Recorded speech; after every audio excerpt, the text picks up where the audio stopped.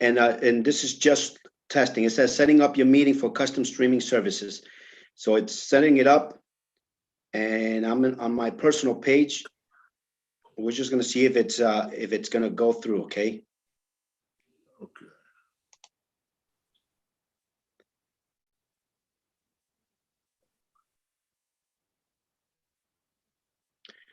Okay, if anyone's seen this, we're just testing. 1, 2, 3, making sure that everything is good as we get ready to start in about 10 minutes.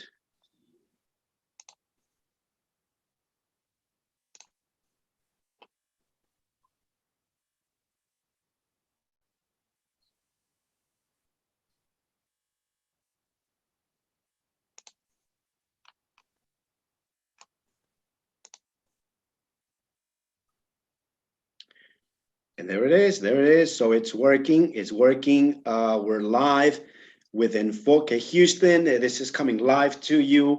We're testing the restream that we're going to have. So folks, hang on tight. In about 10 minutes, we're going to be starting. So this is just right now, we're testing the equipment. We're getting to ready to start in about 10 minutes. And this is going to be the live conference. This is the live conference, the leadership networking conference. And there we have our good friend, Ilsa Garcia, right? Yes. So let's say Ilsa is there. Yes, so Ilsa is joining us. We're now just testing. We're just getting ready. We're just letting folks know. Yeah, we're beginning to reach. What we're doing is restreaming. This is being restreamed live on my personal profile on ENfoque TV Network and the YouTube channel. And then from there, we're going to start sharing the live feed to everybody, so everybody could join us and comment on Facebook. So Ilsa, how you doing as we begin testing? Go ahead, so we could test the audio. Go ahead. Can you hear me?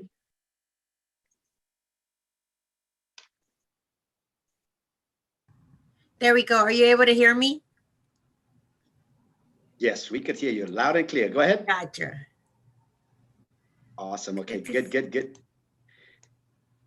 So right now we're just we're like 5 minutes, 8 minutes. Loud and clear. We'll hear you loud and clear.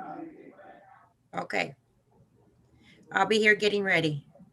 Awesome. So yeah, we're just now getting okay, so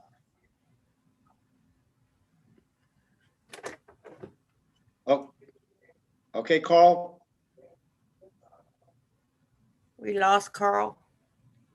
There's Carl. I see Freddie.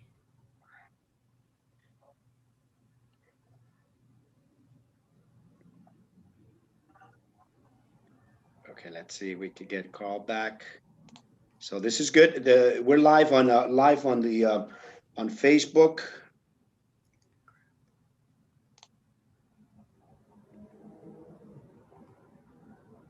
So just bear with us. We're just getting things ready here.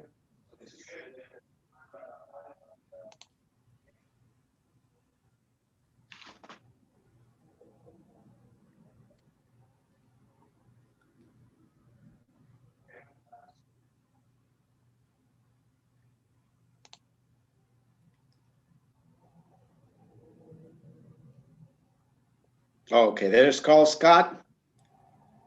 Can you hear me, Carl? I hear you loud and clear. Awesome. Okay. So yeah, so we're gonna get ready. Starting in a few. We're just right now it's live. Yeah, it's live streaming. Awesome.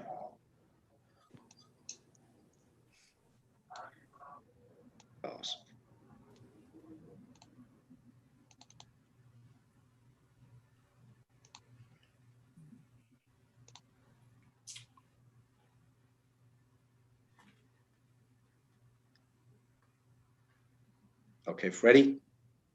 Carl, you hear me? Yeah, I can hear you. Okay, Ilsa, you can hear me? I can hear you. Okay, awesome. So yeah, so there's a little delay. There's a little delay between Facebook and Zoom. So what we're doing is we're gonna get. Oh, look at Mr. Millennial. So yeah, so yeah, I'm trying to just fix the delay that way because right now I'm hearing myself twice. Okay, so this is what we're gonna do. Perfect. So Well, you guys can hear me now? on. I Yeah. can hear you. Okay, Freddie, you can hear me? Yes, sir. I can hear you. I hear you only one Can you hear me? time. Awesome. Ivan, you can hear me? Fantastic. If you guys are ready, is Roland gonna roll, or Roland is gonna? Well, Roland is going to roll in here. He's logging in as we speak, and he may be in for a little while. If he's going to try to make it for the whole duration, but we'll see. Okay, He great, just got awesome. back from the doctor's office. So And also, go ahead. can you hear me? Yes, we can. Can you hear me? Yes, we can hear you. Okay, I'm not sure. Very choppy over here. But as you know, I have an event tomorrow and I'm under a lot of pressure. So I'll try to be here as long as I can as well. Yeah, no worries. We're gonna make this brief, 1 hour. So what we're gonna do is we're gonna get started because we're already live. We're already live on Facebook. We're live on the different platforms. We're gonna start recording. So let's get right into the meat and potatoes, like we said. So basically, what I want to do is I want to welcome each and every one. Thank you, Freddie, Georges. Thank you, Ivan Sanchez. Thank you, Carl Scott, and we'll wait for Roland to come in. The main thing we wanted to do is to bring all the local Houston networking leaders, the leaders that make things happen here locally, and have a discussion, have a panel discussion, talk a little bit about what's going on in the networking industry, what's happening locally with the events, what's going to happen to networking after the pandemic. And there's a lot of stuff that we want to discuss. So let's get right into it. Let's start by introducing each other. So let's give it up for the ladies first. Ilsa, welcome. Introduce yourself. Good afternoon, everyone. Thank you for having me, Pablo. I am Ilsa Garcia. I am the president of NHPO, the National Hispanic Professional Organization. I'm heading on my 4th year as chair of this organization, and I'm very honored to be on this panel with these amazing gentlemen that we come together almost monthly to network and help our members in the community, and we help our members achieve their goals by helping them to network and learn how to network in our organization. So thank you so much for having me. Fantastic. Thank you for being here. Let's go continue right down the line. We have our good friend, Ivan Sanchez. He's the president and founder of Houston Millennials. Ivan. Hello, my beautiful people. Thank you so very much for having me on. Pablo, thank you, first of all, for your leadership in bringing other leaders to the table. You are being recognized as the leader of the leaders. So thank you so much for your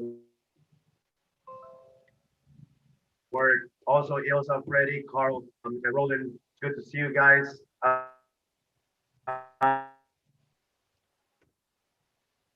I am a commercial lender by day trade. Any buildings, gas stations, churches that you need, I can finance them.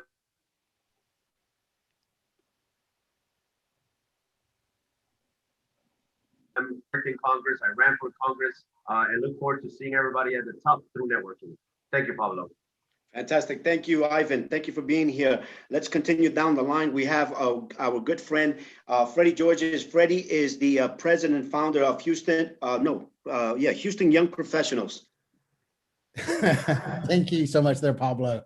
Yes, I'm the CEO and founder of Houston Young Professionals Chamber of Commerce. We've been around since 2012. We started on LinkedIn. And here in the 4th largest city, we are the largest online networking group with approximately 30,000 members on LinkedIn, 14,000 on Facebook. And on LinkedIn, we're recognized as the 5th largest in the category of young professionals. We represent all of Houston, not one single industry or any single background, but all inclusive.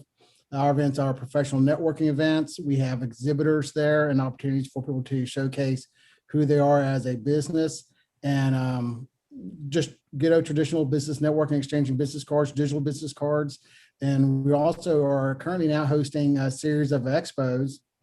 And as you can see, I have on my banner the Oil, Gas, Energy Expo that we'll be hosting August 19th at the Baldwin Bayou Place. And currently we already have over 1,000 RSVPs. We had a very successful event this past May with over 500, right at 500 in attendance at the Houston Club. And we're ready for networking. Thank you, Pablo. Fantastic. Thank you, Freddie. And then we have Carl Scott. Carl Scott also is the founder of the Networkers Luncheon, a local organization here for in the past, 8 years. So go ahead, Carl. Welcome. Glad to be here. Carl Scott, founder of Networkers Luncheon here in Houston. And our mission from day one has always been to inspire, educate, and motivate the business professional. And so we've done that over several years now, as far as focusing on the community, directly with personal development coaches and speakers and mentors that have come through and just shared their knowledge with a plethora of business professionals that have attended many events. And our focus this year, guys, is primarily on branding, marketing, and being in more than one place at one time, so that not only are you physically in front of somebody marketing your business and talking about who you are, what you do, and what value you have, but also online, on the internet, massively branding and marketing yourself so that you can be even more present in front of people. So, hey, glad to be here, Pablo. Let's turn it back over to you. Fantastic. Thank you. Thank you. And then before we start going into the discussion of networking and what's happening with networking, the future of networking after a pandemic, we're also going to talk a little bit about, are we over with the pandemic? Or we're going to have another pandemic? So that's going to be a discussion we're going to have. But briefly, let me just introduce myself. I'm Pablo FabricioValle.com. I'm also known as the godfather of networking and founder of Small Business Connection. Engineer by profession, entrepreneur by heart. And one of the things that, and I'm gonna start this off with this, you know, one of the things I always tell people is that I don't fear my competition. I don't fear my competition. I respect my competition. Why respect your competition? Because you can learn a lot from your competition. Also, why do I do not fear my competition? Is because I'm not here to compete. I'm here to dominate the market, and I'm being bold about this. And in order to dominate a market, you can't do it by yourself. You have to marry your competition. And that is why we're bringing all these great leaders together, NHPO, Houston Millennials, Houston Young Professionals, Networkers Luncheon, because you know what? We can't do this by ourselves. We have to do it together. But you know, whenever we get together, we also have to be ethically professional. And I'm not here picking on anybody. I'm just talking and letting you guys know that for everything to work, there has to be great communication. There has to be an organization. And, you know, nobody's the leader of anything here. We're all the leaders. Everyone is a leader. You're either a leader of an organization. You're either a leader of your church. You're either a leader of your own life. So keep that in mind. And in anything we do, this is a great thing I'm going to open up the discussion with. A famous network marketer used to say, you know, how you do anything is how you do everything. And I am very blessed and highly favored to have great individuals here with us. So now let's go into the discussion. Let's open it up. Let's talk about networking. What has been happening to the networking industry? Let's talk about prior to during the pandemic. Let's talk about the pandemic. And let's start with Ilsa Garcia. Ilsa, what happened to NHPO during the pandemic? What happened to all the events? What were you doing? So, you know, it's really, really funny, or the way that we all come together now through Zoom, because prior to pandemic, we would not have done this through Zoom. We would have rented out a place and sat on a panel together and had these discussions with, you know, hundreds of people in attendance. But when pandemic happened with NHPO, we had events planned all the way to the end of the year, as we usually do. And even a gala was in there as well. But it happened all of a sudden. We closed down in March. The network, what we're in the business of is shaking hands and meeting with people face to face and connecting, like all of you on this panel and your organizations. So we had to sit as a board and say very quickly, what do we do? So we went straight to this, what you're doing as well. We developed our shows, our NHPO shows went online a month after pandemic happened, March and April. We started with two shows, Tuesdays and Thursdays, and Pablo was on it, and Ivan was on it as well. We started help for the community and for our members. We never let our members go. We were always with them, and we offered them food distribution, help with COVID testing. We brought in elected officials. We brought in people from restaurants, small businesses. So we started promoting. And not only did we do it in English, we went ahead and had programming in Spanish with board director Frank Rodriguez, as well as small business connections with NHPO with Claudia Macia. So we unleashed all these shows to help our members, friends, and family. They continue to watch our programming, never let them go. NHPO stayed 100% online, and we're able to help our members. And so that was a great thing for NHPO. And we continue to stay online with our shows. And not only that, thanks to us going online, we were able to team up with Live Fund, a great organization here. And now we trade shows together, as well as unleashing a new program with HPD and their media. We'll be doing NHPO and HPD and giving out information to our community and our friends. So it was great for NHPO. We were so sad to not connect with our members face to face, but we had to roll with those punches as it went along. So NHPO did great as we continued with the pandemic. Awesome. That's fantastic. So what I'm hearing is that NHPO reinvented themselves, but the mission and vision of going ahead and giving that opportunity, that exposure to their members never stopped.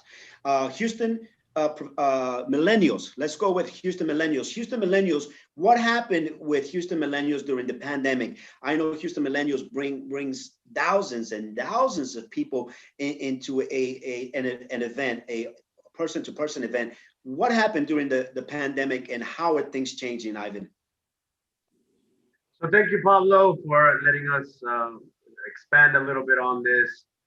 To be honest, we're a social purposes corporation. So what does a pandemic do to an organized structure organization with 6 committees, independent committees? We had to do a lot of evolving. Right, I really was hesitant as a millennial, even though we love the internet and we're always in our phones or whatnot. There really is type of that misconnect when you're doing it on live in person. We also did evolve just like NHPO did, the National Hispanic Professional Organization, and we had these things called Hot Topic, where we brought elected officials. We spoke about hot issues. We spoke about things that were going in government, in business, economic advisors, and all these different things. We tried a couple of mass networking, since our events are, 600 to 1,200 people events. But we changed it to online, and 200 people would show up to these virtual meetings, and it just wasn't the same. We as human beings are so very social animals. There's just something about going to a networking event when your hands get sweaty and your palms are like, oh my gosh, I wonder if they're gonna like me or not. But we did evolve. A lot of great things came out of there. Like, we're still getting a lot of, we just received a 25,000 scholarship for young women in college from the Smile Foundation, as they realized that we struggled during the pandemic, but we kept the organization moving. We still send the mass emails. We did the show. We did a lot of activism. We were still feeding the homeless every single Saturday throughout the entire pandemic, in which, by the way, we ended up getting kicked out of feeding the homeless because so many people wanted to get out and start doing something that we weren't even promoting it, and people would show up to this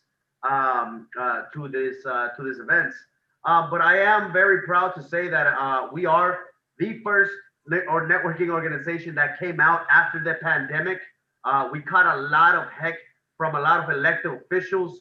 I believe that some of them have their own agendas, but now that the vaccinations were out there being spread, being given, by major hospitals. And it's just mind-boggling to see that Washington Avenue was jam-packed while organizations as us, known by politicals, were being attacked. So I took a lot of heat, crossed my fingers and hoped to die, and had the first one at the Hilton rooftop. And Lord and behold, there was 300 people that came out to that, which has been the smallest networking event we had, but just the events after that were humongous. We're glad to be back. I'll talk a little bit later about what's happening tomorrow. I have a huge event, a fireside chat with a couple of millionaires, but I'll talk about that when it's appropriate. So that's what happened with Houston Millennials. Fantastic, fantastic. Thanks for sharing that, Ivan. Let's go to Freddie. Freddie, share with us a little bit about Houston Young Professionals, because I know you were doing a lot of events, in-person events, and being an online organization. What effect did it have with you and your organization during the pandemic? Sure, absolutely. So prior to the pandemic, we were, like I said, doing a lot of live networking events on a monthly, regular basis, different venues, different locations. We had a great event that March, the week before the whole world just closed down. And from that point on, starting April, we just jumped into Zoom networking events like everybody else did. And I searched out different platforms on what would be easy for me to understand. And it's learning a new technology, because Zoom is a very powerful tool. And with Zoom, one of the things that we did that's a little bit different from other Zoom networking events that I've experienced, most of them are just one speaker presenting. So it's a presentation versus a networking. Or you have a whole bunch of people up on their screen all trying to fight for a conversation. So we had to get some structure into what did the live networking look like, make sure everybody understood the technology, that if you're not muted, you can hear the conversation behind you. So if you have dogs or lawnmowers or a crying baby, plan for these events. And so the things that we did that's a little different was we built up a sheet of what should you expect and how should you prepare for your online networking event. And the other thing that I learned about Zoom, and one thing that I love about it that we did in our events that was a little different, was we were able to have break room sessions. So you can go from a big mass group to a small intimate group of 4 or 5, and you're able to have true intimate conversations. And that's what I tell people, no matter if there's 50, 100, 500, 1,000 people in the room, you're only going to have, a quality conversation with maybe 5, 10 people at best, because these networking events typically last for about 3 hours. And you'll come with a friend, or sometimes you go by yourself, and you'll get cornered into one area with someone, and you'll limit yourself on the conversation that you can have. But Zoom allowed us to meet people and be in a virtual room with people that we normally may not have chosen to meet at a live networking event. And by that in itself, and by design, it just created an opportunity to be open-minded about, okay, I'm going to have a conversation with someone that is not in my house, that I haven't been quarantined with, and start a new conversation there. So we've experienced those, and those were great. We will continue to do the online Zoom networking events. Like I said earlier, we are the largest online networking group on LinkedIn with almost 30,000 members. So a social media presence was very important. We kept that part up as well, continued growing on our social media with LinkedIn and with Facebook as well. Kept up with email communication and with text marketing. And we hosted our first live event through invitation with Ivan and Houston Millennials at the Hilton rooftop, and was happy. Well, actually, that one went out to Clay. It was originally going to be at the Hilton rooftop, but we ended up moving to Clay, and hundreds of people attended that event. And we've been doing live events since then. We had one in the Houston Club. Almost 500 came in attendance. Room was at capacity, and we are going more towards the expo exhibitor style format of networking. And traditionally we've been like a happy hour networking group, just a meetup group, and those are easy to manage. But we've been enjoying the growth of bringing in either speakers or bringing in other co-organizations and working together, because that's the truth. We're much stronger together than we are as an individual or as an individual organization. And by doing so, we're able to learn from each other and also cross-pollinate our members and our audience. So thank you for having us here, Pablo. Fantastic, fantastic. And we're hearing the same common theme from leaders, and I'm saying about leaders reinventing ourselves, going immediately into a technology that maybe for some it was unknown. And for us, especially for me, Zoom was something that was, to me, was unknown. I didn't know. And Ivan mentioned that we're creatures of habit. And one of the things that we were doing was we were doing events. They said in mid-March, they said we could only get together with 50 or less people. We got together with 40. Then a week later or a couple of days later, they said you could only get together with 10 people or less. We got together with 8 of us. And we didn't want to give up those events until everything closed down. And then all of a sudden we were like, that's it. This is real. We're shut down. So Carl, same question to you. What happened with your networking? Because you did various networking events out in Postal Grill in various locations. And a lot of your events, the speed networking with the twist is one of the most common ones that you would manage on a month basis. What happened to all that during the pandemic? Well, of course, all that jazz, as far as the speed sessions, the motivational speakers that attended a ton of those events, all that primarily came to a halt from a physical standpoint. And so we had a lot of people coming to the meetings prior to the pandemic that stressed that they wanted to see how they could brand and market themselves more online, as well as attending and meeting people on a one-on-one basis, and kept getting inquiries about, hey, how can I do that more effectively? How can I have those meaningful conversations in online that I was doing in person? And so what we did was, of course, naturally we had to start taking our events online, but we focused primarily on workshops that had to do with techniques for branding and marketing online, strategies that individuals could use to get more of a presence and more of a brand on themselves on social media. And I think that really helped. It helped so much so that we've had people not only in the state of Texas start recognizing or knowing what we're doing, but some people from New York, some from California, that have spread the word, and that's really helped. I want to say that all day long. And so I know that when this pandemic pretty much comes to an end, all of us can definitely pray that will happen, and we want it to happen soon, but it's going to happen in its own time, is that we'll have a lot of people that have been attending these events, various events, and they'll do a lot better of a job in their meetings with people and making those meaningful relationships, because they're going to be able to be in more than one place at one time. They're going to be talking to people, but also being online and knowing how to effectively market. So I think that's great.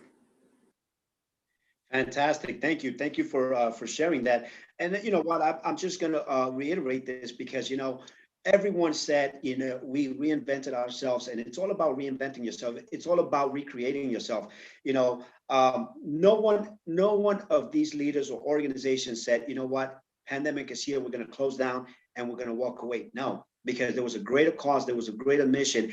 And this is something that we want to relate to each and every one of you. There are some businesses that require to be physical, but there's other ways that you recreate yourself, reinvent yourself.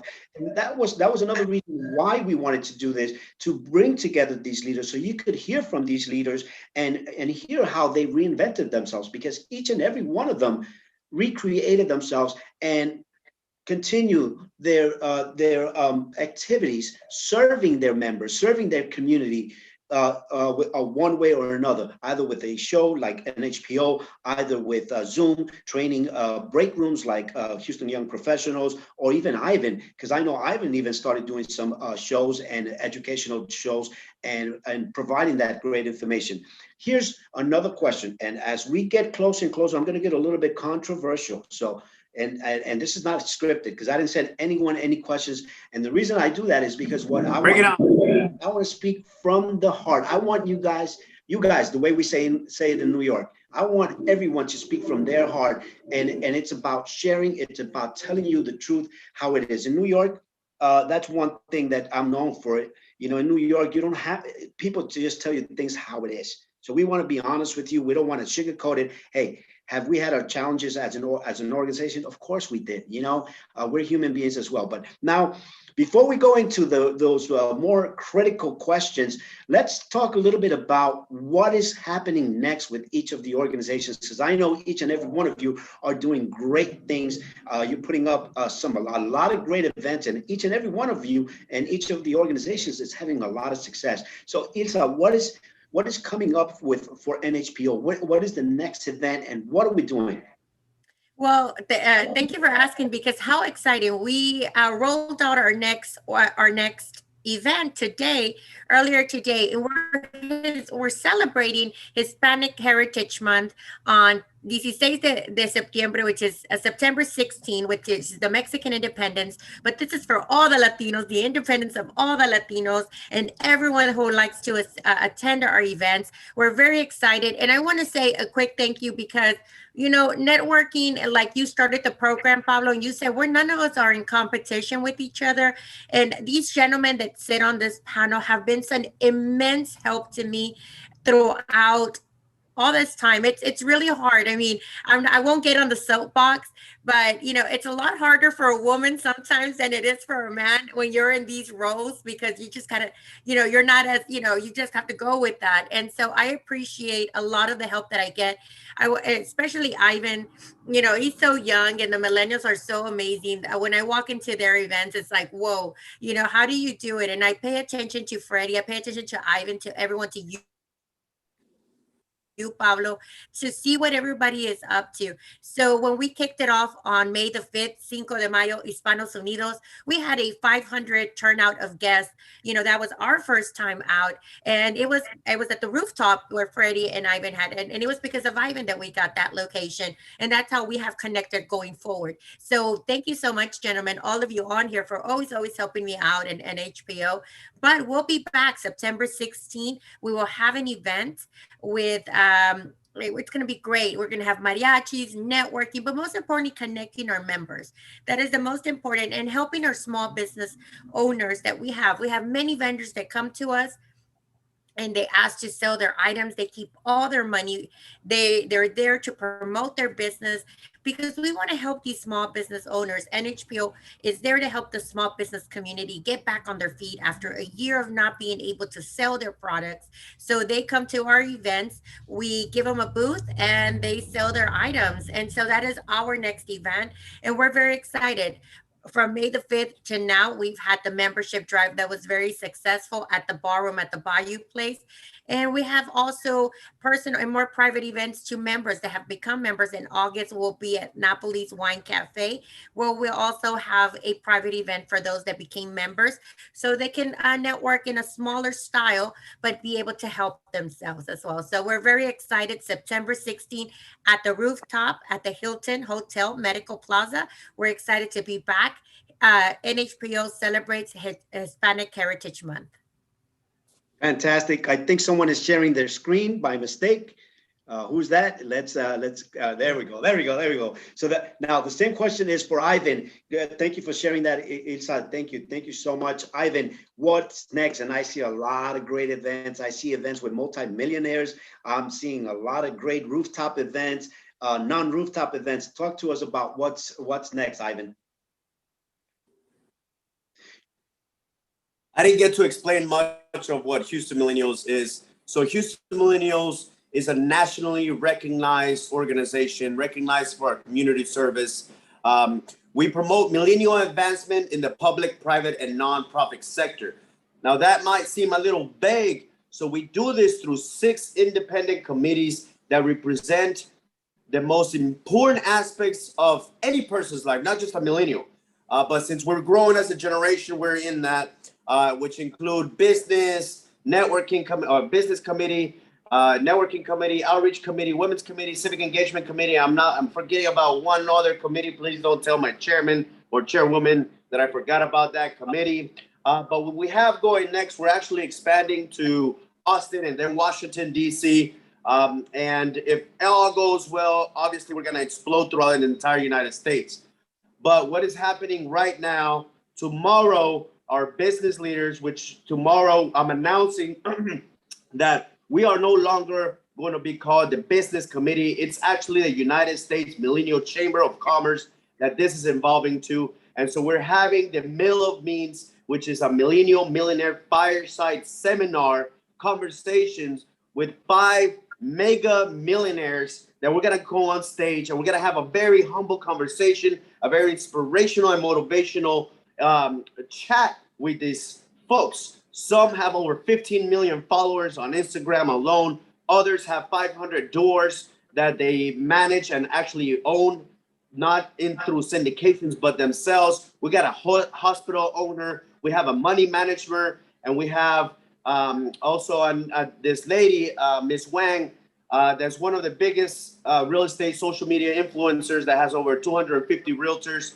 And we're going to present them. We're going to ask them, what was your first job? Today, I was talking to Miss Houston 2021, in which she's running for Miss Texas here. Please log on to MissTexasUSA.com and vote for Priscilla Londano, by the way. We want to keep making Houston shine. But I asked her that same question since she's the master of ceremonies. One of the questions we're asking tomorrow to all the millionaires is, what was your first job? And it's amazing because my first job was pushing shopping carts at Kroger's, and I ended up pushing legislation in the United States Congress. What she was doing, she actually said that her first job, this was Christine Dominique, the person with 15 million followers. She gets paid like $50,000 to $100,000 just to show up to a place.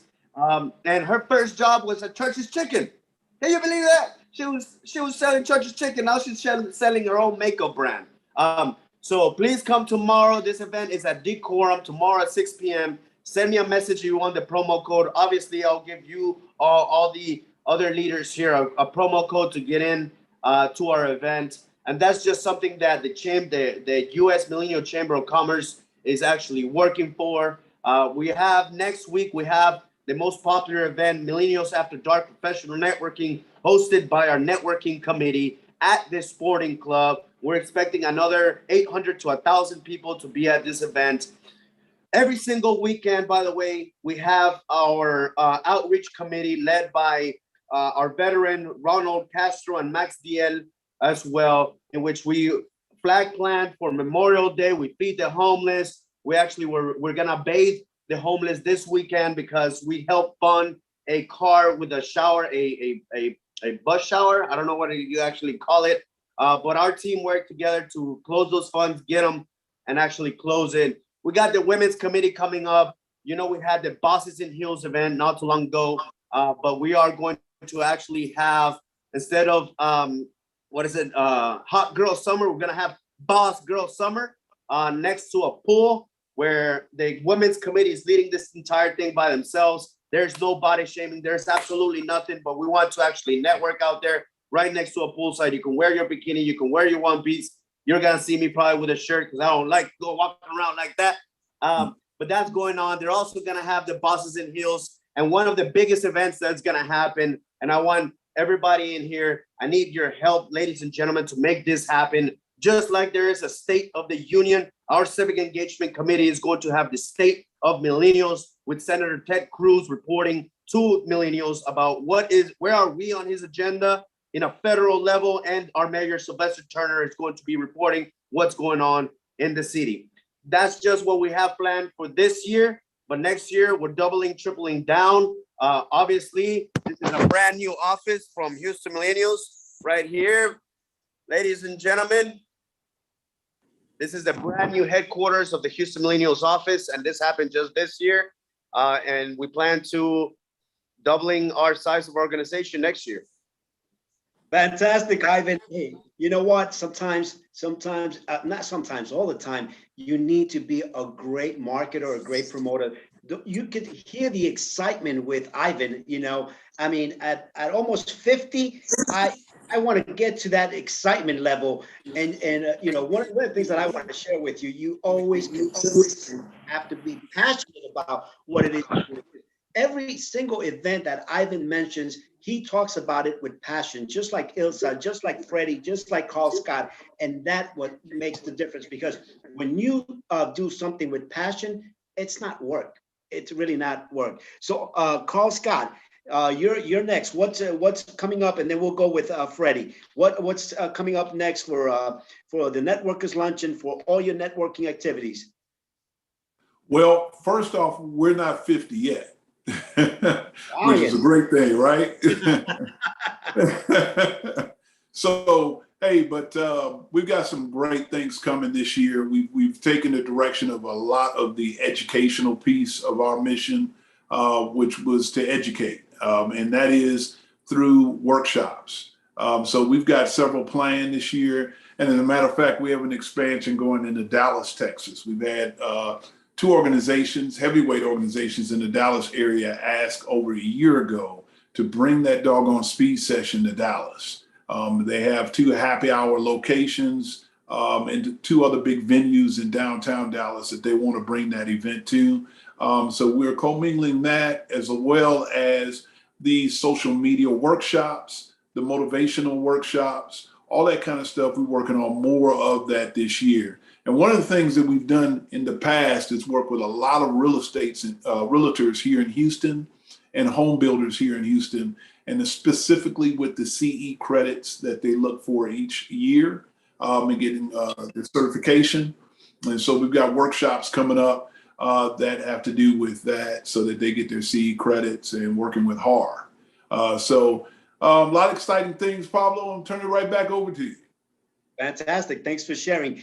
Before we go to Freddie, we have a good friend, Roland. Roland. Let's quickly have Roland introduce himself. Another leader has come up with an incredible app, networking app. It's incredible. Roland, go right ahead. Introduce yourself. Pablo, thanks, guys. Sorry for the late intro. I learned the hard way that, you know, I'm not 25 anymore, and going out there and playing sports isn't what it used to be. So I apologize for the late entrance, and I apologize if I'm squirmy. But my back has notified me that I am not in my 20s anymore. So yeah. But anyway, thanks so much, Pablo, for putting this together. Thanks so much for having us and all the support. Yeah, we created an app for people who network. So I couldn't be more excited to join you know, this panel and be able to kind of talk about the app and what we created, and you know, where networking is going in 2021. It's back, right? And I think we can all agree that we're excited about it.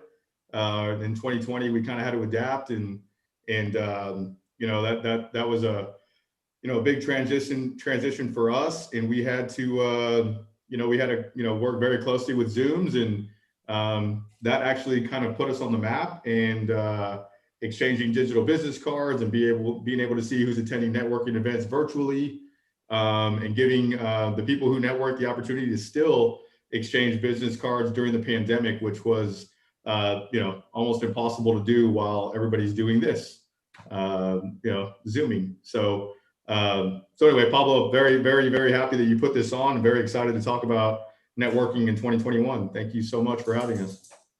Fantastic, Roland. Thank you for being here. Thank you for making it, despite of all those situations that you had, but despite always a leader, nothing keeps us back.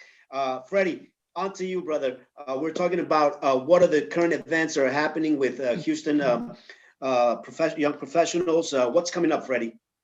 Sure, absolutely. So Houston Young Professionals, made a little list here, so we'll continue to do our online Zoom networking events and working with great partners like InCrowd. And I can't tell you, how excited that it's been a little over a year now that we've partnered and worked with InCrowd. And we can see people connecting. The connectivity rate, the future allows us to remote network too as well. That's what we're doing here on Zoom. And you can continue that remote networking with the InCrowd app. It's one of the things that our members are giving us the feedback on, that after they get done with the Zoom, how do you exchange business cards online? Well, it's in crowd. That's your answer. That's your solution. But also, you know, what we found out too as well that we really enjoy and we're really focusing on the moving away from the traditional happy hour networking events to more of the business networking expos. And just to give you an idea, we're going to focus more on industry centric expos where we invite just certain industries at one particular time. For example, this coming August 19th, you see on the back banner, we're having the Oil, Gas, Energy Expo, and this is in partnership with InCrowd as well. And also we invite you guys to celebrate and invite your members there and come and network if you're able to come and join us. But also we're doing the Procurement Expo. It's a small business expo in September where we're inviting speakers from the City of Houston, Port of Houston, HISD, Metro, Harris County, and the Medical Center, and to learn how to do business with them. And the attended audience is going to be for small business owners, minority business owners, women business owners, and entrepreneurs and professionals. Very similar to what you're doing with your Women in Empowerment and Women in Construction event with the Port of Houston this coming August too as well. So, you know, I learn a lot from my competitors, my colleagues. You know, I call them colleagues, friends. You know, competitors is someone that you find something different in. And I tell people this all the time. If you look for something different, you'll find it. But if you look for something that's in common, something that brings you together, you'll also find it. You know, so it depends upon what you're looking for. And so I like to call you guys my colleagues. Houston Young Professional has morphed. You know, we started as an online networking group for the first 2 years. We didn't even have a website. We just pointed everybody to the LinkedIn group. And that was really the true success of how it grew from 0 to 1,000 in the first month on LinkedIn and almost 30,000 right now. But the way we've changed is that we've made the website more of a events publication website. So if you're trying to identify what do you want to do, where to network, where to meet other people, other professions, other industry leaders, you can go to HoustonYoungProfessionals.com and plan your month, plan your week, plan your day, or plan your hour, however you want to do it. And the way I love it is that the calendar view is set up where you have the event banner with the event description there and the date, and then you can click on each one and it opens up a bigger page and you can learn and read more about it. So we've been able to aggregate and get events from Eventbrite, Meetup, Facebook. So we also have some fun social events, but a lot of the events are going to be business or trade association and other organization focused and centric. We also gone in more of a paid for membership program. Now, those individuals that love to just pop in whenever they can to a happy hour networking event. And then there's those that are a little bit more serious about their networking. And then there's those others that wants to get even more out of their membership representation out of their networking. So what we've identified is that if we help them create a landing page, a feature membership page, and prior to all this here, I was working at Kelseyville Clinic and I was the business development guy. And I had to join, 15 different chambers of commerce and trade associations and other organizations. And I made the circuit all the way around Harris County. And any given week I had a luncheon to go to and I couldn't attend every single one of them. And what I realized that with networking and with these organizations, you get out of it what you put into it. So if you're passive about it, what you're going to get is a passive result. But if you're active and aggressive in it and you're there constantly, you'll get more out of it. But for those that cannot attend every single event, the featured website page that we make for them, we pull content from their LinkedIn, we pull content from the website if they don't have one. If they need a website, we'll help them build out a website. And again, these are things that people will pay hundreds of dollars for if they did it all on their own for a little landing page or for a LinkedIn workshop. So starting out as LinkedIn, as a LinkedIn group, got really proficient on and mastering a lot of different strategies, a lot of different systems and processes on LinkedIn to build up a database, to build up lead generation, to build up relationships, to build up a network. And that's what I teach with my members is that if you want to do the same with what I've done, but on your own scale and at your own pace, let me teach you, let me show you, let me open up to you.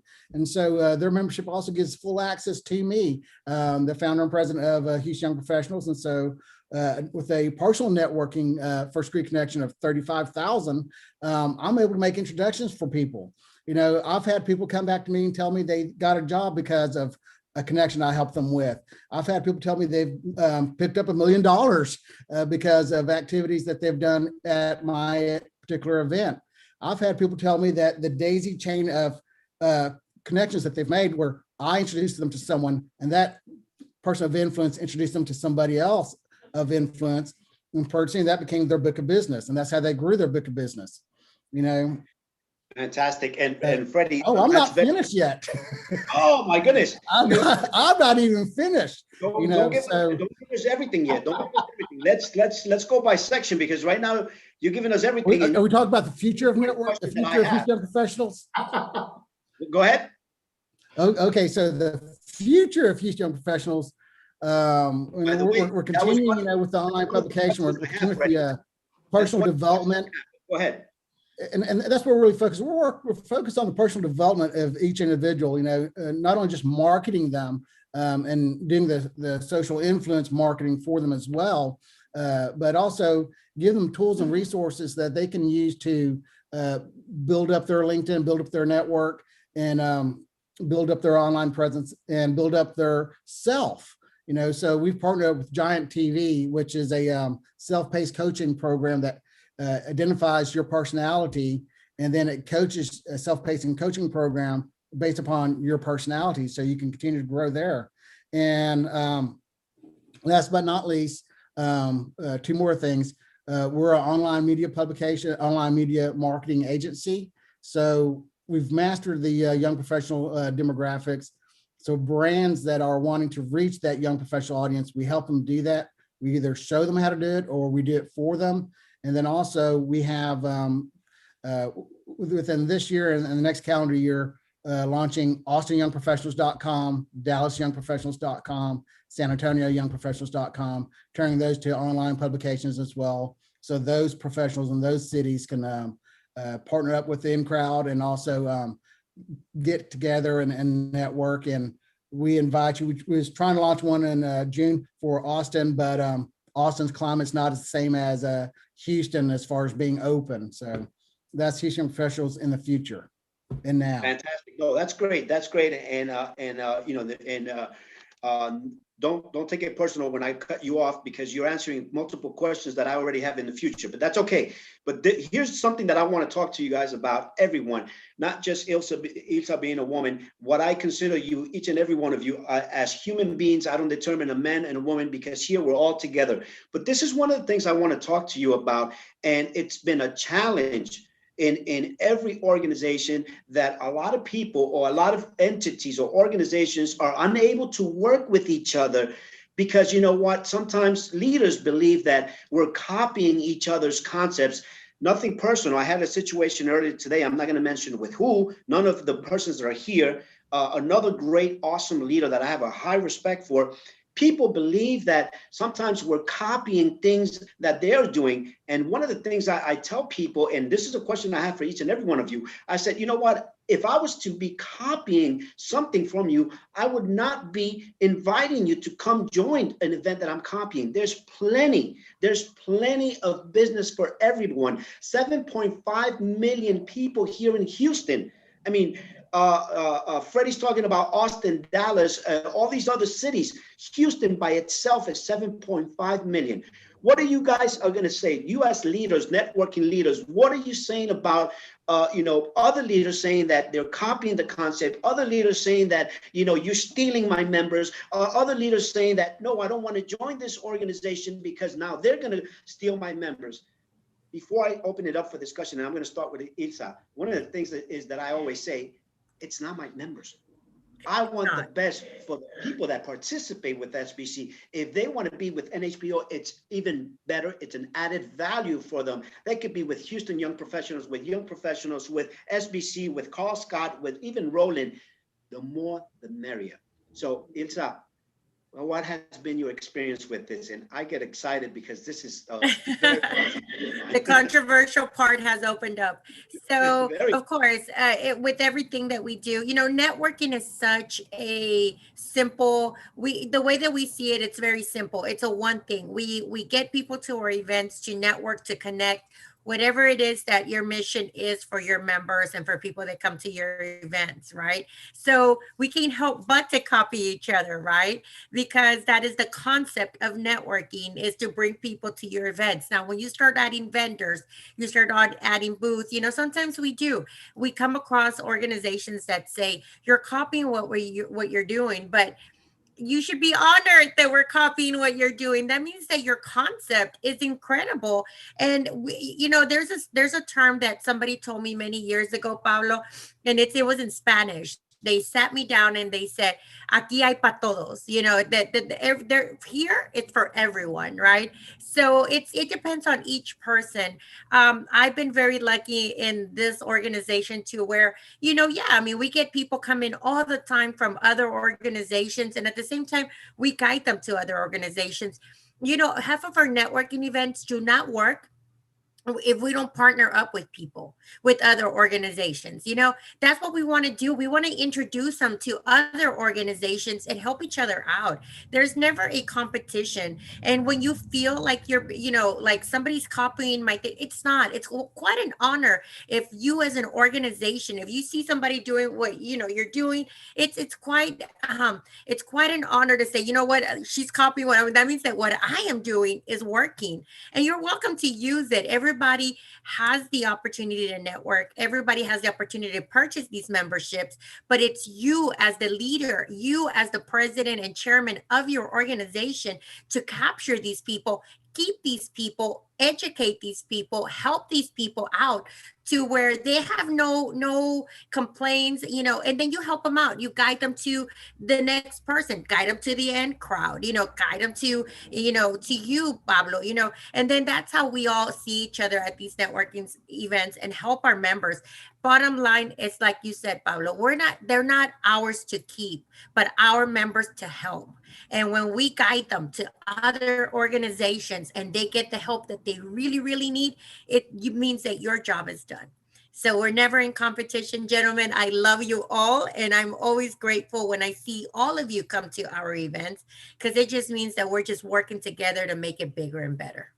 Absolutely. That's a great answer. That's an awesome answer. Ivan, your thoughts about all this? You're muted. I didn't hear. I'm sorry. I'm gonna have to say I didn't hear the question. Very quickly, one of the things is that the major challenges with organizations working together is sometimes organizations, and I say organizations in general, I'm not saying individuals, organizations in general tend to believe that, no, I don't want to partner with such a person or such entity because they're going to steal my members. No, I don't want to partner with this organization because they're copying my concept. No, I don't want to partner with these people because they for whatever reason. So the question here is, what has been your experience, your own personal experience with your organization and working with other entities? Well, thanks for that question. So I believe that all of our individual organizations, Pablo, Ilsa, Freddie, Carl, Roland, that by ourselves, we're going to get far by ourselves. But it's only when all of us work together that we can actually have a mega networking event that's going to take us to the moon and back. We shoot for the moon, and even if we miss, we'll land among the stars. So, I've never had any type of insecurity with my organization. When you're building inside of an industry, if you want to survive, last, and be at the top, you have to have your own niche. Mine is that I embrace the millennial generation. Ilsa focuses on the Hispanic market, and so on, so on, so on. So as far as feeling like there's competition, there really isn't, because all of our organizations have a different niche. And once we unite, it's going to be a different thing. But I have come across other leaders, not here in this, but in other organizations, that are always very hesitant to work with other people, because it's just, they feel, just like you said, there's jealousy, and they're afraid. If they're afraid that another organization is going to steal your members, those members are going to find out sooner or later and take off anyways. So I'm not for any of like, I'm gonna do this by myself. I've invited Freddie, I've invited Ilsa, I've invited obviously Roland to participate in our networkings. Pablo, you and I worked closely on the first Millennials After Dark professional networking in 2015 at the Post Oak, not hotel, what is it? The Post Oak eating room, or with Chef Polo. When I called you, I was like, hey, we want to have a networking in like 4 days. You want to jump on?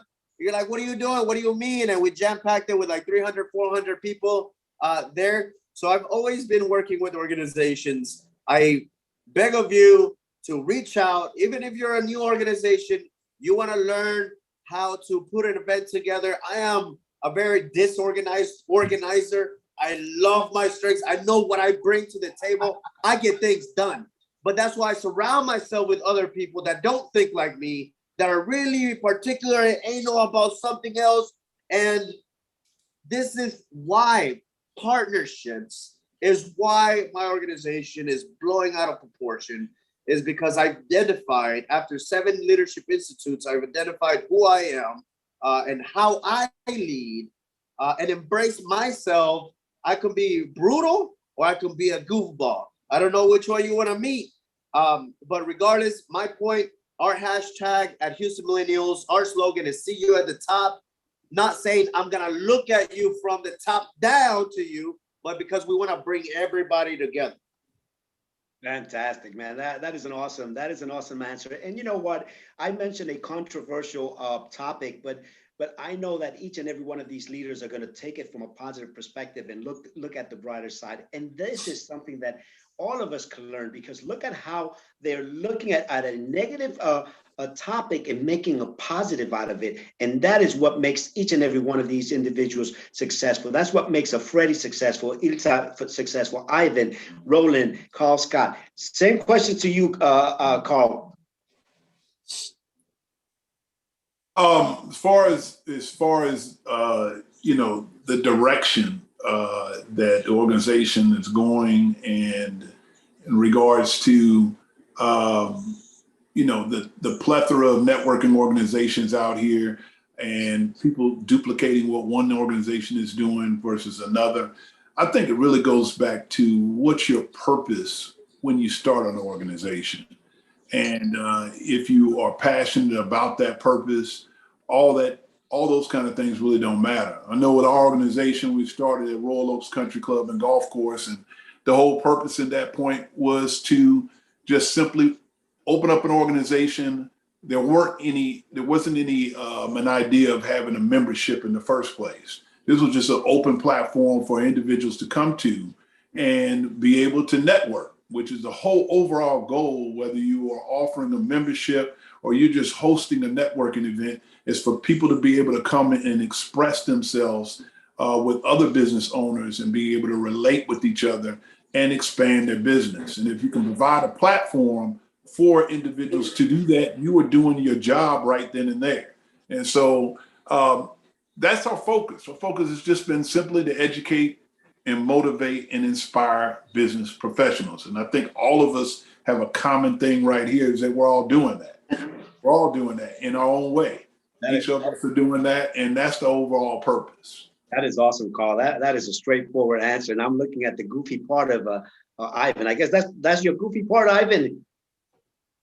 Yeah, I was throwing out the peace signs. I like what I hear. Go right ahead, Roland, because I know you have a lot of experience with going out there networking, and that's why you created your app. What has been your experience? And I want to hear your perspective as well, and then we're going to go to Freddie as well. Yeah, no, it's, you know, this is the reason that we created the platform. You know, there's a lot of platforms out there in Silicon Valley, a lot of platforms out there in New York, and we've all heard of them. You know, there's platforms that will allow you to host events. You know, there's platforms that will allow you to RSVP. There's not a lot of platforms that are gonna do a lot for your members. You know, and that's what we care about. You know, I think we can all agree here that we care about our members, and our sole purpose is to connect our members. You know, so we wanted to create a platform that's not only beneficial for the people who network, but also beneficial for the people who put on events. You know, I won't go too far back into, you know, how I started my career, but I wouldn't be where I am right now, and I wouldn't have my network if it wasn't for the organizations that put on the networks, that put on the networking events. So we have, you know, I hold the networking event organizers very close, you know, to my heart. I'm appreciative of them. There's a lot of hard work that goes into putting on networking events, and we wanted to share our marketplace. You know, the majors that are, you know, billion-dollar organizations that, you know, they have a lot of eyeballs. People know to go to those organizations if they want to find the events. I utilized them, right? Back, you know, I won't date myself, but back when I was, when I first moved to Houston and I was looking for networking events, I used Google. You know, since then, there are other platforms that you can find networking events. Those organizations are not going to share their marketplace. They're not going to go to every single one of their email addresses, phone numbers, every single one of the people that they have in their database and scream that NHPO just uploaded an event, HYP uploaded an event, HM uploaded an event. They're going to allow you to put the event on their platform, but it's still up to the organization to go to their members and say, this is our event, this is where you can find it, this is how you can RSVP. We're going to scream. InCrowd is going to scream to our marketplace and say, you know, NHPO just uploaded an event.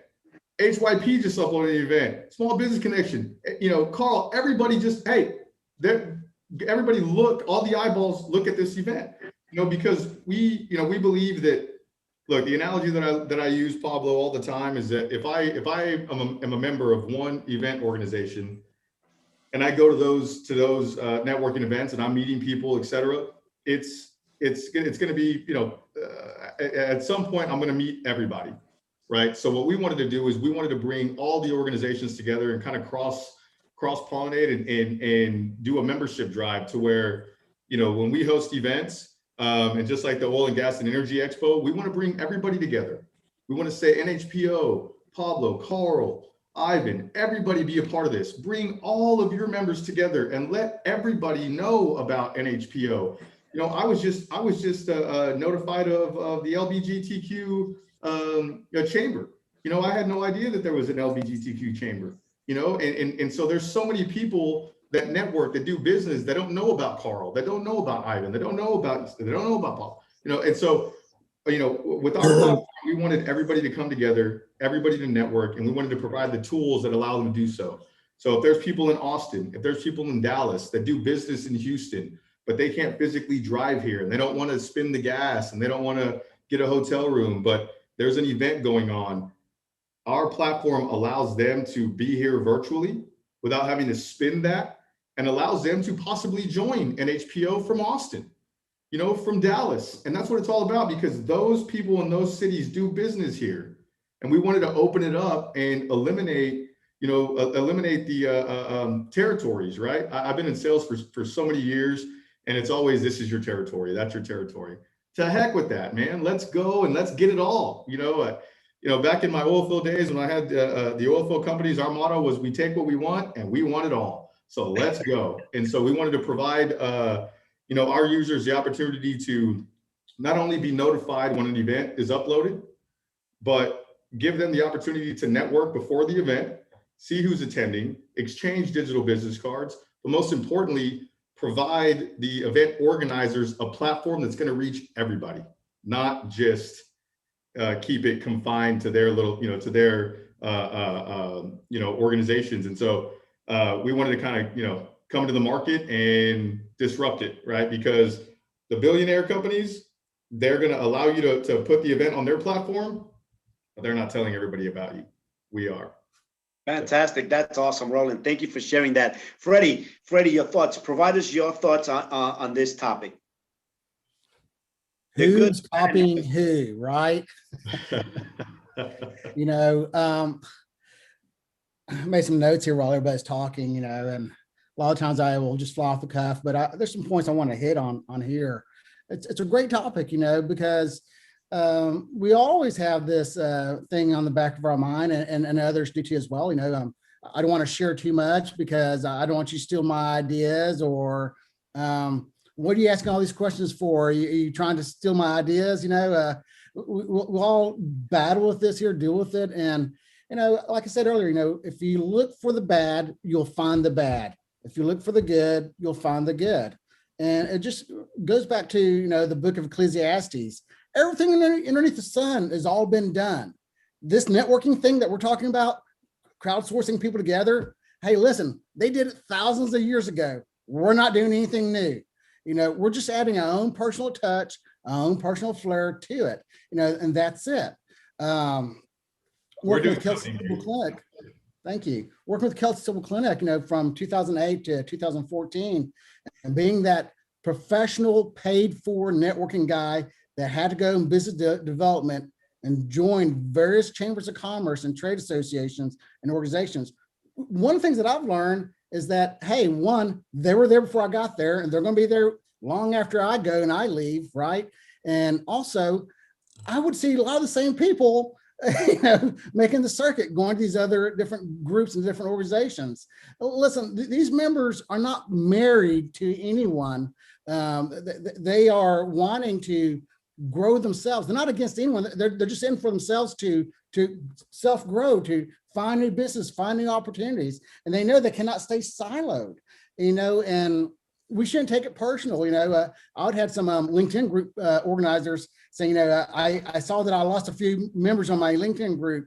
I'm like, well, don't focus on who you're losing or what you can't. Just continue running your own race. You're not in a race or competition against anyone other than yourself, and the battle of your own mind.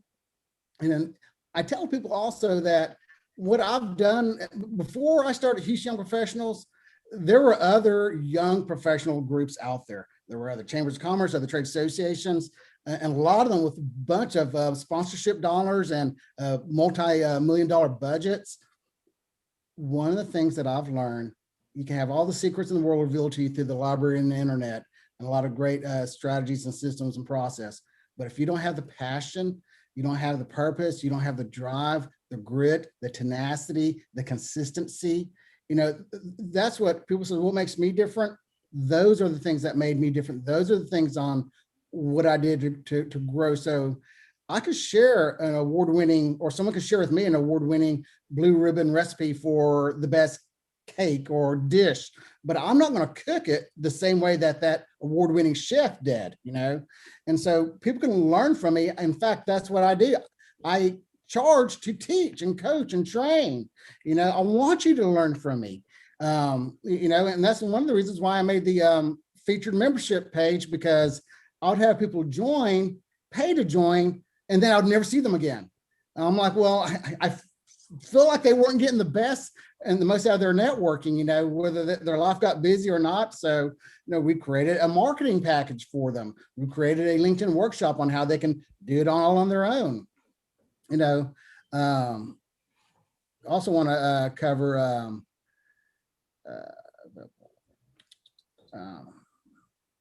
that's pretty much it. I know I covered a lot and that, but Paul, you and I had a conversation the other day via Facebook Messenger. You invited me to a special event in the Woodlands. I met one of your longtime standing sponsors. People, when they meet us, what are they going to do? They're going to go straight to LinkedIn. They're going to go straight to Facebook. They're going to look you up on Google. They're going to figure who and what you are and what you do. Then the next thing you know, they're reaching out to you. So in this scenario here, you're talking about stealing or things in this nature. We had a great conversation. I said, Pablo, one of your longtime sponsors was wanting to know about a sponsorship opportunity for an event that I'm doing. And I just want to let you know, would you want me to, if they sponsor, you want me to pay you something? Because I met them through your event. And I think your response was, first, I can only imagine you were shocked that I reached out to you and that you were like, how professional that was. So there's that open communication.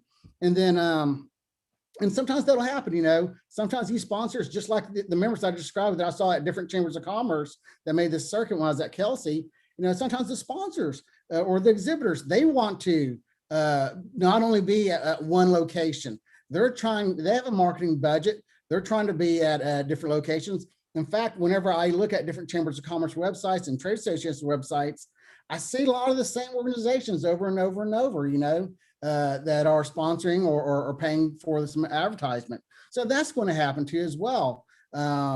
It's different, if you meet them at the event, like I met one of yours at your event, and they reached out to me, that's a different scenario. But if they just come out to you out of the blue, they come at you out of the blue. Same thing with venues. We're all looking for great venues to host events. Zoom is not an exclusive platform. So if somebody saw me host my first Zoom event, then all of a sudden I see them hosting a Zoom event, I'm not going to call Zoom and say, hey, block that guy, or call them saying, hey, what are you doing on Zoom? It's an open platform, and venues are also open venues too as well. We're all looking for great venues, especially if we attend an event, had a great experience at the venue. Maybe this could be a place for our team to come and mix and mingle and network too as well. So good point. Freddie, Good Freddie, I want to expand. way to stir the beehive. No, before we continue, I want to expand on this, and this is something that I started saying. Remember when I started saying about all this collaboration, and it was very interesting. One of the things that I admire and respect from Freddie, and I'm going to tell you, it was because he reached out to me and he did mention, and one of the things that I told Freddie, I said, look, I'm looking for the best interest for my long-term sponsor. If there's an opportunity for him to get greater exposure with you, go right ahead. I would even encourage him or her to go to you, like Ilsa said. We will encourage them to go to others. But the one thing is that courtesy, that professional, I call it the ethical professionalism, where, if it's a long-time relationship, as I mentioned, as a courtesy, but, to me, we're looking for the best for that particular individual or company to get the greater exposure. And in terms of the venues, one of the things that I've seen with Ilsa and HBO, she's always first to say, if you need to do an event here at the wine place with our good friend Little Napoli's, go right ahead, go right ahead, go right ahead. And the reason we want to share that is because we want greater exposure for them, because you know what? We give them exposure, they're going to take good care of us. And what I want to do is, we're coming close to the hour. We don't want to get too controversial, but one of the last things I want to do before we shut down, I want to ask each and every one of you, what is the future of networking after the pandemic? What are your real thoughts about it? Are we over the pandemic? Is another pandemic coming? Is another virus coming? What is your thought, Ilsa? So, we listen to the news every day. These variants are coming up, and we advocate a lot for getting vaccinated. And for you coming out to our events, obviously we don't know when you come to our events if you're vaccinated or not, or what you believe in, because that's not something that we get involved in. But we do have education people setting up to where, let's get you vaccinated. For you, we want our members to be safe first and foremost. Most than anything, our guests and our members to be safe. We also follow the CDC guidelines, as well as the guidelines in your local city. Here, when the mayor speaks, when Judge Hidalgo speaks, we listen. And if they shut us down and say, you need to stop this, then we will stop it. But we are not afraid to stop it, because we have built relationships with many people, many organizations, but most importantly, we have built the relationships with our members and the trust with our members that we will not let them go. If we shut down, they're still going to be with us. We're still going to continue in another format, even if we have to do our networking through Zoom, or we find and we reinvent again one more time, we won't let them go, because this is why they pay their membership. For us, for us to guide them through what what they want for their goals and their future. So when things like that happen, we don't shut down. We just, again, reinvent ourselves. What do we do now? Like, what are we going to do now in the meantime? And I think that the first pandemic, the shutdown, taught all of us a lesson on here. It taught us that we're very resilient when it comes to that when we couldn't shake hands with each other, that we were able still to connect with someone through this platform, I mean, we still, Pablo, you said something very important, that when we speak with passion of what we do. And that is so important when it's connecting. You know, our roles in our organizations is to connect. Whatever it is that you want to connect them to, but it is the connection that you make. So when somebody becomes a member of your organization, they trust you as the chairman, you as the president, that if something like this were to happen again, you're not letting them go. In other words, you're still going to be there with them, guiding them, helping them, distributions, food, whatever it is that they may need at that moment. We're still together. You're still with NHPO. You're still part of our membership, and I'm not letting you go. So I think it's very important that when we speak with passion, but we also speak with the truth. Always have the truth behind you. And most importantly, I want to end it with this. Always thank people. Always be humble and thank people that have helped you reach these goals. Because, you know, one of the things, Paulo, that I will always say, don't ever burn a bridge. Don't ever burn it, because you never know when you have to revisit that bridge again, you know? And so throughout my years as chairman of NHPO, I have developed these great relationships with so many people. That is a male-dominated organizations as well. It is very male-dominated. But I have been able to bring and have a relationship with a lot of you, you know, a lot of men that are out there that are great, are very respectful. But most importantly, we want to see a change in our community. We want to make a change with our members. And so that is what you need to, you know, that to me is what is ultimately, when you are a chairman, a president of organization, you are with your people, you are with your members, you will defend your members, and you will help them out until it's your turn to hand it over. So, you know, I think I went a little too much, but that is the importance, I think, number one, of being part of these organizations and always moving forward. NHPO continues to move forward. If we get shut down yet again for one more, you know, these variants are coming up. All I can say is, please, if whatever it is that you may believe in, please consider vaccination. Please consider vaccinating yourself when you go out to these events. We are shaking hands. We are safe. We do provide sanitizing. We do provide things, but it's up to you and your family and the protection that you want. And so I always advocate, if you have not, please research, please get vaccinated, because you are amongst 100+ people at these events shaking hands, and you want to be as safe as possible. Our safety of our members is the most important. That is awesome. That is awesome. Go ahead, Roland. I know you're thinking very hard. Go ahead. Yeah, my mind's going, and I could not agree more. You know, and you know, that's one of the reasons that, you know, we developed the platform, is to be able to allow the event organizers to continue to allow their members to connect, right? So look, if you feel comfortable coming to an in-person event, fantastic. Come to an in-person event. If you want to exchange paper business cards, fantastic, exchange paper business cards. But if you don't, then we give you the opportunity to exchange digital business cards, where you don't have to touch, hand a paper to a paper. And if the pandemic does come back, look, we're going to allow you to attend in person if you're comfortable. But if you're not comfortable and you don't want to attend that event in person, attend it on InCrowd and still be able to connect, still be able to exchange digital business cards.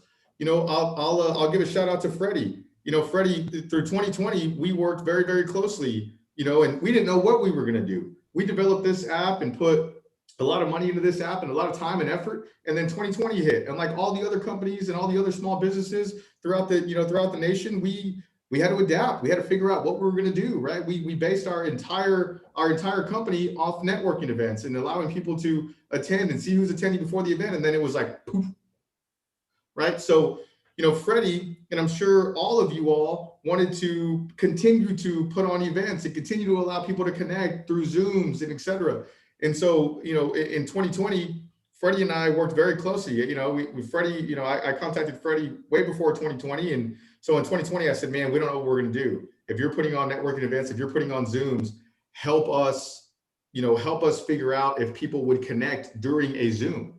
And Freddie said, what do you mean? I said, let's see if we could help your members connect and exchange digital business cards during a Zoom. You know, right now we're on this Zoom. There's no way that I can connect, you know, I can exchange business cards with anybody on this Zoom. But if this Zoom was on InCrowd, we would all be able to exchange digital business cards. So I say that to say that we want every organization every single organization on this Zoom and beyond to understand and know that if this new variance and this new strain of COVID hinders you, allow your members to connect on our platform, because they still can. They can exchange digital business cards. They can connect virtually. You know, and what Freddie did was he put his event on InCrowd. We still did these Zooms, but if people wanted to exchange digital business cards, Freddie would say, if you're on the InCrowd app and we're on this Zoom, exchange digital business cards there. So I think we share the same passion in that we all want everybody to connect. I wouldn't be here if it wasn't for networking events. I wouldn't be here if I wasn't able to attend and exchange business cards and meet people. So because of the pandemic and because people don't feel comfortable, that's not fair. They can still come here. Every event coordinator can still host events on our platform and allow your members to exchange business cards digitally, even if they don't feel comfortable. And I agree, let's get everybody vaccinated. It needs to happen.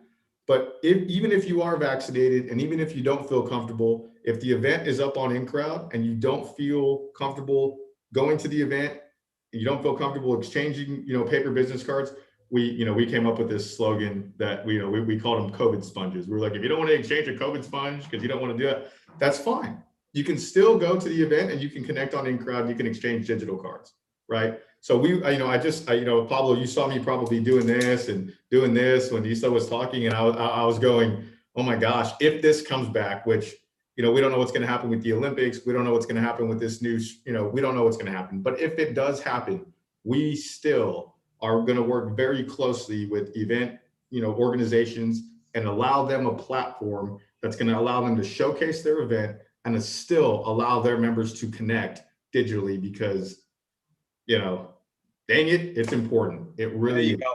Dang it, I like that. Dang it, it's important. I can't, I had to say dang it because I wanted to say something else, but it's important. So Awesome.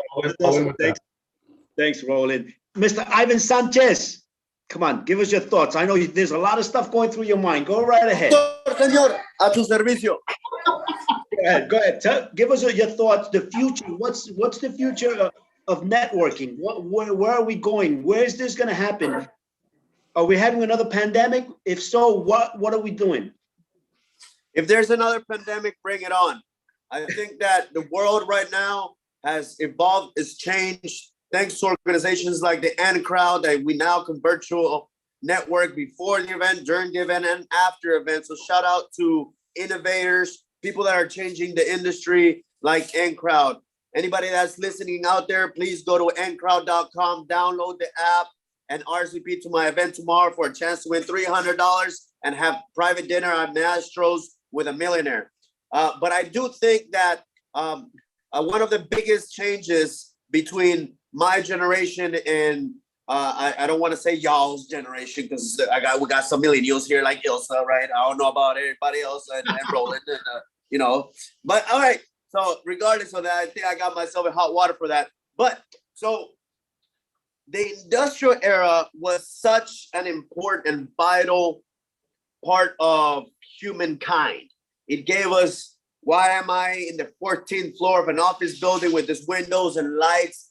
Cars were invented, houses, the industrial era, steel, boats, planes, absolutely everything. And if you think about it, we use it on a daily basis.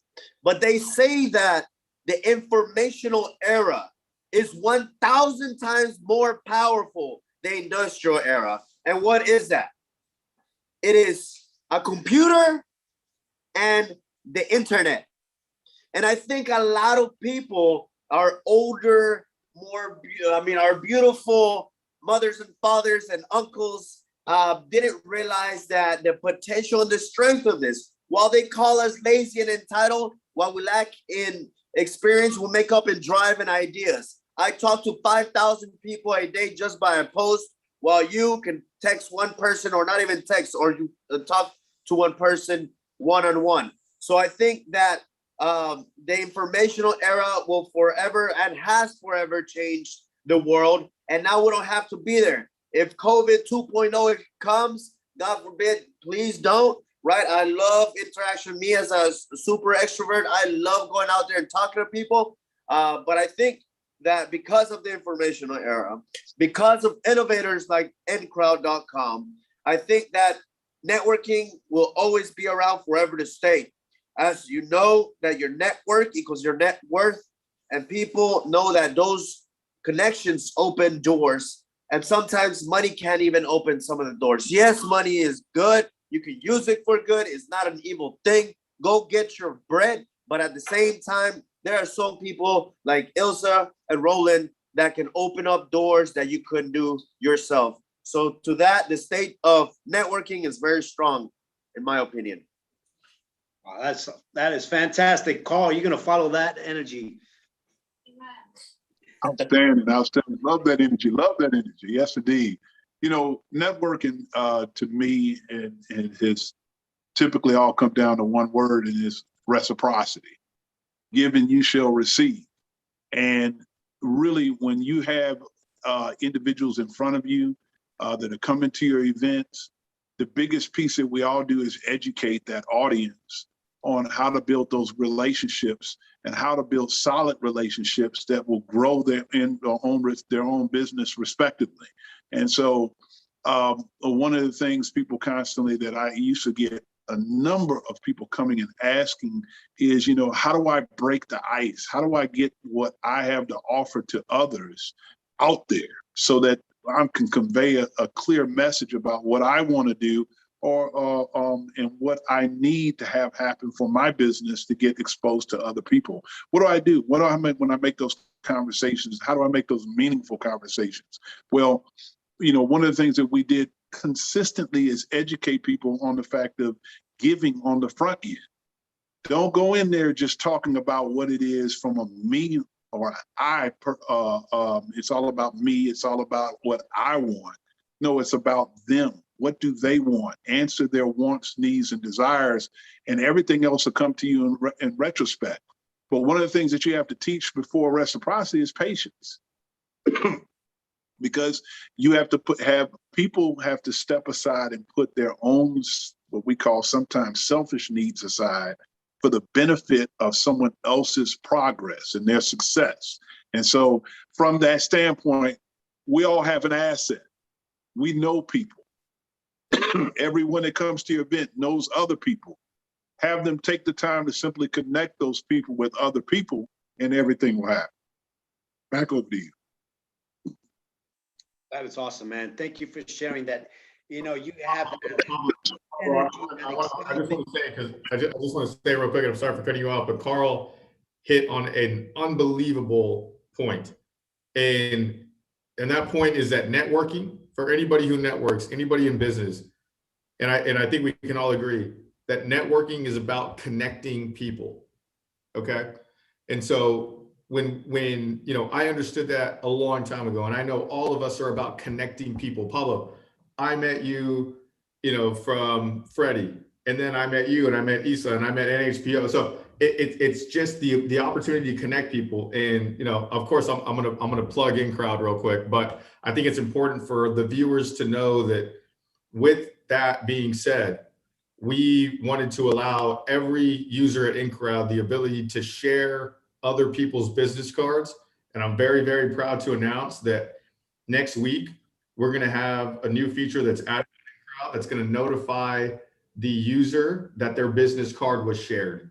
So Pablo, when I share your business card 10 times a day and you get 10 push notifications that Roland's sharing your business card with everybody he knows, please don't get upset with me. But I feel like that's very, very important. We had a very big, long conversation within ENcrowd, and we said we need to allow our members the opportunity to share each other's business cards, and we need to notify the people whose card was shared that it was shared and by who and who it was shared with, and so we can empower what Carl said, the movement of connecting. So sorry to stop the flow. I know we're running out of time. I just felt that was important. That's okay. And you know what? I'm going to get mad if you don't share my business card. So share as many times as you want. So one of the things that I wanted to say is that, you know, it's incredible the leaders we have here. You know, we have a high energy empowered millennial, Ivan Sanchez, with all his energy, with all his wisdom.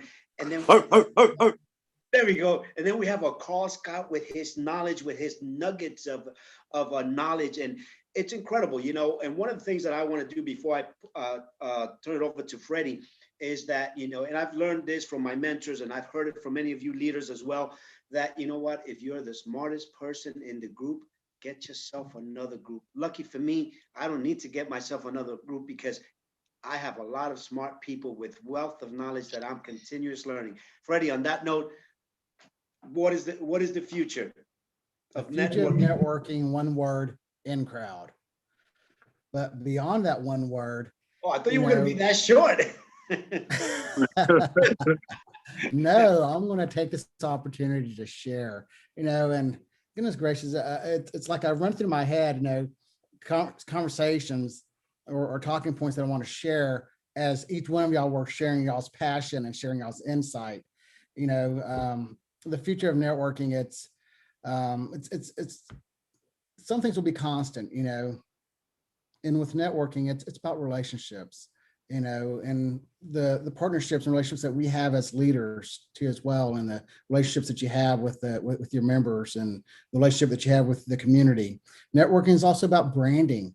You know, I get a lot of people that come and join the organization and they don't have a single idea about what is branding or how to brand themselves, you know, and so the future of networking, and as Ivan illustrated, you know, he can have a conversation with 5,000 individuals, or 5,000 individuals can have a conversation with him in one moment, where it takes us a while to text and email, you know, here and there.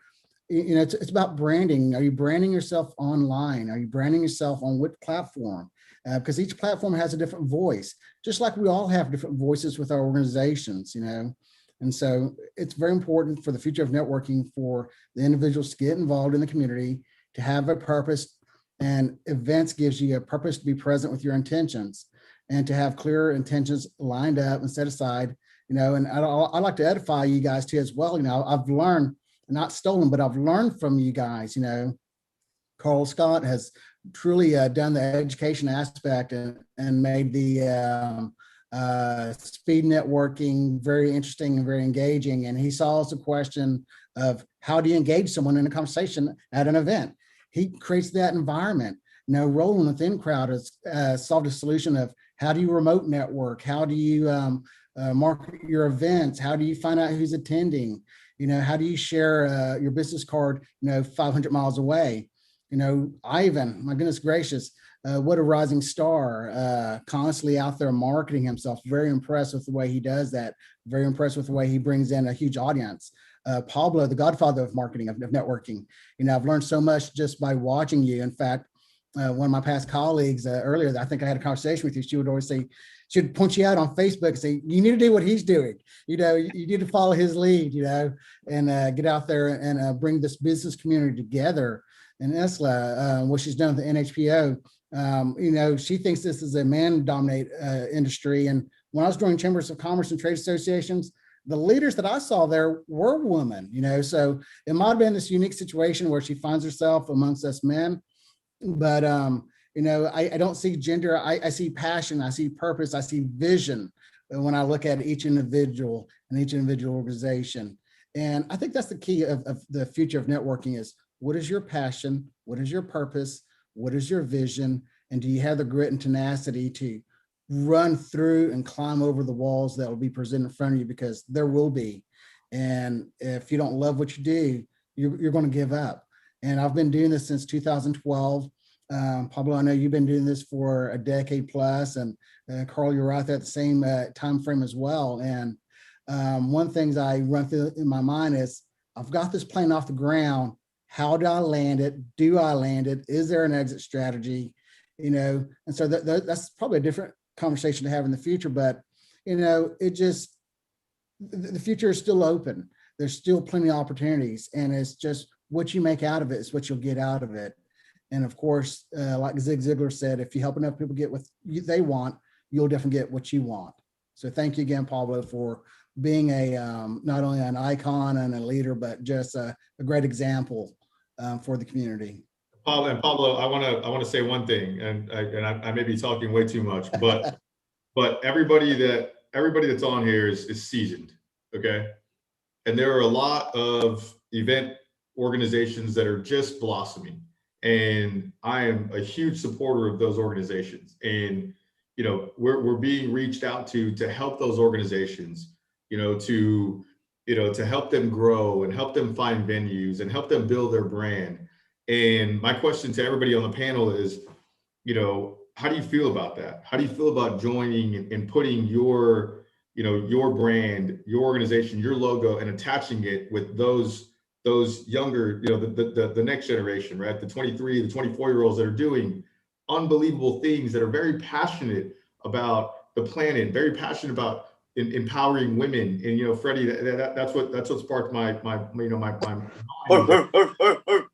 Issa's here, and I've always had a passion for the women empowerment, right? And back in the 20s and stuff, it was all about the muscles and the strength, the brawn, and now it's equal. It's here. It's the mind. And so there's a lot of these organizations that are reaching out to us, and I would love for everybody on this panel, to well, the question is that something you're open to? Because I would love to introduce these 24, 25, 26-year-olds that are reaching out to us and saying, can you help bring us eyeballs? Can you help bring us, people that can know about what we're doing? And I know Freddie and I have talked about it, and Ivan and I have talked about it. And, Issa, my thing is that I'm hoping that, when these events are brought to us, that we can turn to, I'm going to say this, and Ivan's going to look up when I say this, but the OGs in the game, you know what I mean? The people that have been in the game for 15, 20 years, right? That can help empower the next generation to grow their network and grow their movement and bring all the eyeballs that they need. So I swear, Pablo, that's it. I'm done. My back is killing me. This coffee's not working. And so I hope that we can help empower the next generation. It obviously is, Roland.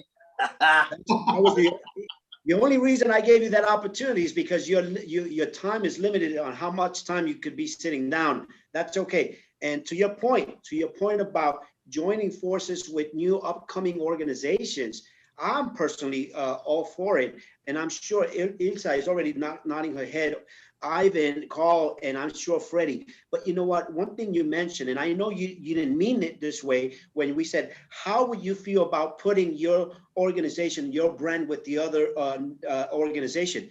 It's not just about putting our brands. It's about us being in there and putting our time, because the most precious things that a human being can have is their time. Because you know what? Money comes and goes. As you're going to learn tomorrow, millions and millions of dollars coming in and going. But the one thing that once it's gone, you're not getting it back, is your time. So if more importantly than putting your logo is putting your time, putting your effort, and going to a college, UH downtown, and go eat the cafeteria food. Almost 10 years ago, when I used to talk to Ivan, and Ivan used to tell me, what are you doing? I said, I'm going to help you. And then it came to a point that I got tired of that cafeteria food. I said, let's go out and eat something. But it's not me putting my brand in Houston Millennials. It's about spending that quality time, spending that time and sitting down with those leaders and showing them, because you know what? I mean, we're not going to be here forever, maybe 100 years, maybe Ilsa is going to live another 75. Well, she's only 21, so she still has another long way to go. But yes, that is so big. The thing is, yes, this is what we need to do. And we're running out of time. We're running out of time. We want to cut this short. It's been an hour and a half. We could have a discussion, and a well-educated discussion here. But unfortunately, we're going to have to end it here, because you know what? We need to continue this conversation in a person-to-person event where we'll sit around some of these young folks and share our knowledge. So, but what I do want to say is, I want to say thank you to each and every one of you. Ilsa Garcia, thank you for always being there, for always wanting to collaborate, for always wanting to share. Freddie Georges, I mean, it's amazing. I just see him, you know, I call myself the Godfather, but he looks like the Godfather. You know, he just walks the way he walks. He just needs a cigar and he'll be the Godfather. And then, of course, Mr. Ivan Sanchez, no matter where he's at, even if he's in Colombia and he loses his phone, he will find a way to get a hold of you and get back to you. So even if he has to send smoke signals in Colombia, he'll make sure that he'll connect with you. Carl Scott, my brother from another mother. He's my twin brother. I'm Arnold Schwarzenegger. He's Danny DeVito. And of course, Roland, man, it's been awesome working with you. I met you not too long ago. It seems like I know you a lifetime. So to you guys, leaders, gals, it's been a true pleasure. Like I always say, truly blessed and highly favored. When I say this, truly blessed and highly favored, I truly am bringing all these phenomenal. You know what? I am just a reflection of each and every one of you. And you guys are great. Because you guys are great, it makes everybody great. So thank you so much. Thank you so much. Houston Millennials, don't forget Oil and Gas Energy Expo tomorrow, Ivan's event, ENCrowd, that's the alternative to networking, pandemic, no pandemic, NHPO, always with their events. They have the September 16th, don't forget that. And you know what? Freddie also has his website, ENCrowd. Put some comments in there. Let's share everybody's event. You know, like I said, if there's an opportunity for me to be a member of each of the organizations, I'm willing to do that, because I know that's money well spent in each and every one of your organization. So folks, thank you once again. My name is PabloFabricioValle.com, the Godfather of Networking. And I'm only the Godfather of Networking because I have awesome and great leaders like each and every one of you here. So God bless America. God bless everybody. See you next time. Thank you.